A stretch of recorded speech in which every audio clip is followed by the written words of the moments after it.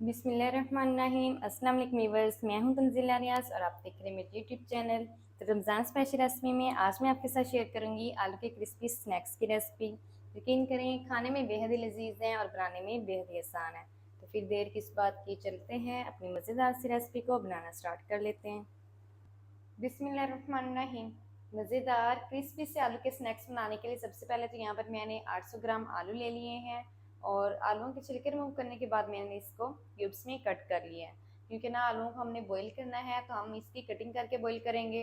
अगर हम साबुत आलू को छिलकों समेत बॉईल करते हैं ना तो उससे जो टाइम है 20 मिनट तकरीबन लग जाते हैं। तो इसलिए मैंने इसकी कटिंग कर ली है। कटिंग करके बॉईल करेंगे ना तो तकरीबन 8 से 10 मिनट ही मैक्सिमम लगेंगे।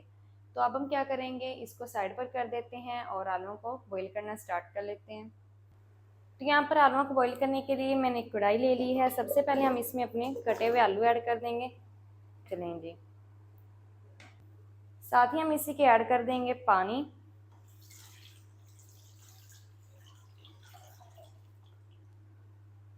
पानी के साथ ही हम इसमें ऐड करेंगे हाफ टी स्पून नमक और अच्छी तरह से मिक्स कर लेंगे। चलें जी, अच्छी तरह से मैंने मिक्स कर लिया है। अब हम क्या करेंगे, फ्लेम को ऑन कर देंगे और तकरीबन 8 मिनट तक हम इनको अच्छी तरह से बॉईल कर लेंगे ताकि आलू हमारे अच्छी तरह से सॉफ्ट हो जाएं, टेंडर हो जाएं। फिर मैं आपको दिखाती हूँ। तो यहाँ पर आलूओं को मैंने तकरीबन 10 मिनट तक अच्छी तरह से बॉईल कर लिया है। आलू हमारे अच्छी तरह से बॉईल हो चुके हैं। ये देखें, बिल्कुल इजीली टूट रहे हैं, तो इसका मतलब आलू हमारे बिल्कुल अच्छी तरह बॉईल हो चुके हैं। तो अब हम क्या करेंगे, इस टाइम पर फ्लेम को ऑफ कर देंगे। चलें जी, फ्लेम को मैंने ऑफ कर दिया है और आलूओं को अब हमने बाहर निकाल लेना है।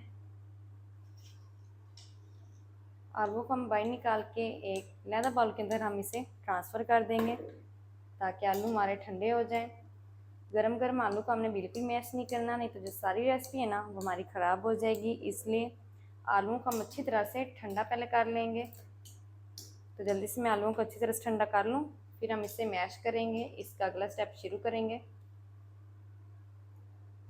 तो यहाँ पर आलू हमारे अच्छी तरह से ठंडे हो चुके हैं। अब हम क्या करेंगे, यहाँ पर लेंगे एक हैंड मैचर और हैंड मैचर की मदद से ना अच्छी तरह से अपने आलूओं को मैश कर लेना है। इसके अंदर ना कोई भी चंक्स वगैरह नहीं रहना चाहिए, अच्छी तरह से आपने इसको मैश कर देना है। तो यहाँ पर ना मैंने अच्छी तरह से आलूओं को मैश कर लिया है। आलू हमारे अच्छी तरह से मैश हो चुके हैं।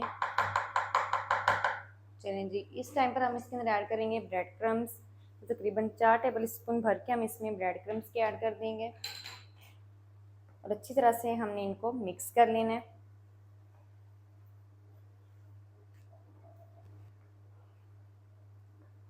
तो यहाँ पर मैंने अच्छी तरह से ब्रेड क्रम्स को मिक्स कर लिया है। ब्रेड क्रम्स हमारे अच्छी तरह से मिक्स हो चुके हैं।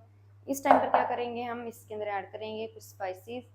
तो स्पाइसेस में मैं सबसे पहले ऐड कर रही हूँ 1 टीस्पून लाल मिर्च, हाफ टी स्पून ऐड करेंगे नमक। नमक और मिर्च आप अपने टेस्ट के मुताबिक ऐड कर लें। मैंने हाफ टी स्पून नमक इसलिए ऐड किया क्योंकि जब मैंने आलू बॉईल किए थे ना उसके अंदर भी मैंने नमक ऐड किया था। 1/4 टीस्पून हल्दी पाउडर ऐड कर, साथ ही हम ऐड कर देंगे half tea spoon chaat masala. इससे जो फ्लेवर है ना बहुत ही मज़े का आएगा। साथ ही हमने ऐड करनी है अजवाइन। तो 1/4 टीस्पून हम इसमें अजवाइन ऐड करेंगे और साथ ही हम ऐड करेंगे कसूरी मेथी। ये ऑप्शनल है, अगर आपके पास है तो ऐड कर दें, अदरवाइज़ आप इसे स्किप भी कर सकते हैं। चलें जी, अब हम तमाम चीज़ों को अच्छी तरह से मिक्स कर लेंगे।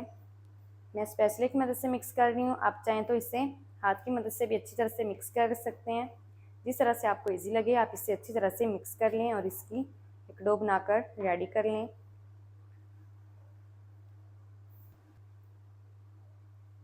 यहाँ पर ना मैंने स्पाइसेस की अच्छी तरह से मिक्सिंग कर ली है।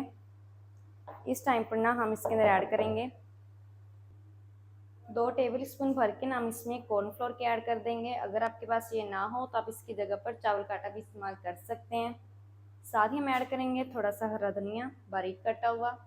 अच्छा, आपने ना इसमें कॉर्नफ्लोर या फिर चावल का आटा लाजमी ऐड करना है। अगर आप इसमें से कोई चीज़ भी ऐड नहीं करते हैं तो आपके जो स्नैक्स हैं ना वो ठीक नहीं बनेंगे, टूट जाएंगे, बिखर जाएंगे।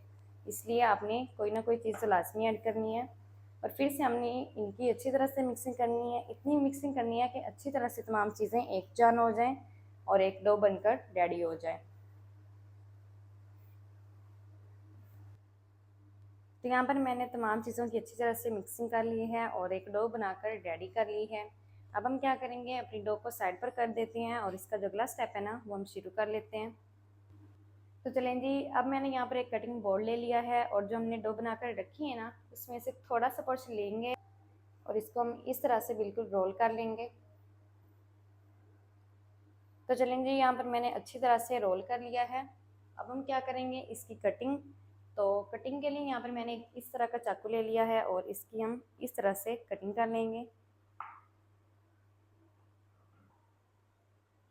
इतना इतना बाइट आपने इसका कट कर लेना है।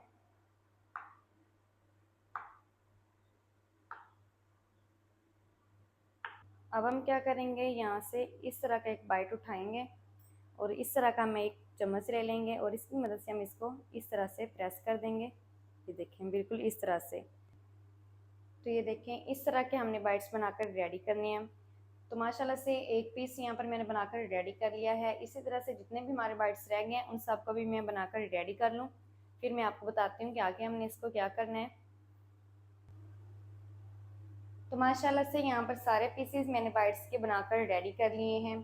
इस टाइम पर आप चाहें तो इसे एक हफ्ते तक स्टोर भी कर सकते हैं। इसे फ्रीज़र में रखें, जब ये अच्छी तरह से जम जाए ना तो एयर टाइट बॉक्स में डालकर आप इसे फ्रीज भी एक हफ्ते तक कर सकते हैं। तो सारे बाइट्स हमारे बनकर रेडी हो गए हैं। तो अब हम चलते हैं फ्राई की तरफ और इनको फ्राई कर लेते हैं। तो स्नैक्स को फ्राई करने के लिए यहाँ पर मैंने कुकिंग ऑयल को अच्छी तरह से गर्म कर लिया है। फ्लेम को हम मीडियम टू हाई रखेंगे और इसके अंदर हम अपने स्नैक्स को ऐड कर देंगे। एक टाइम में जितने ऐड हो जाएंगे उतने मैं ऐड कर दूंगी।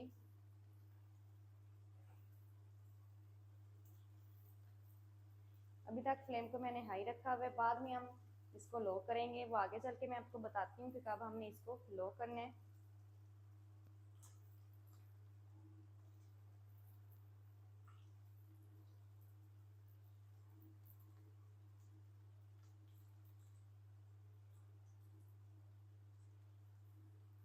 चलें जी, एक टाइम में जितने स्नैक्स ऐड हो गए उतने मैंने ऐड कर दिए हैं।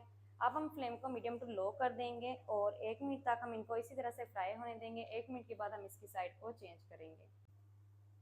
तो यहाँ पर स्नैक्स को फ्राई करते हुए मुझे 1 मिनट हो चुका है। फ्लेम को मैंने बिल्कुल मीडियम टू लो कर दिया है और हम इसकी साइड को चेंज कर देंगे। सारे स्नैक्स की साइड हमने चेंज कर देनी है। और एक बात का आपने ध्यान रखना है, फ्लेम को इस टाइम पर हमने बिल्कुल मीडियम टू लो कर देना है। अगर हम फ्लेम को हाई रखेंगे ना तो जो सारे स्नैक्स हैं ना वो हमारे फट जाएंगे और ऑयल की सारी छींटें ना हमारे फेस के ऊपर आ जाएंगी और हमारा फेस जल भी सकता है। इसलिए हम मीडियम टू लो रखेंगे फ्लेम को और 3 से 4 मिनट तक मज़ीद हम इनको और फ्राई कर लेंगे। तो जल्दी से मैं 3 से 4 मिनट तक इनको और फ्राई कर लूँ, फिर मैं आपको दिखाती हूँ। तो यहाँ पर स्नैक्स को फ्राई करते हुए मुझे 3 से 4 मिनट हो चुके हैं। तो माशाल्लाह से बहुत ही ज़बरदस्त गोल्डन सा कलर आ चुका है। तो माशाल्लाह ये देखें कितने ज़बरदस्त बन चुके हैं। इस टाइम पर हम इनको बाहर निकाल लेंगे।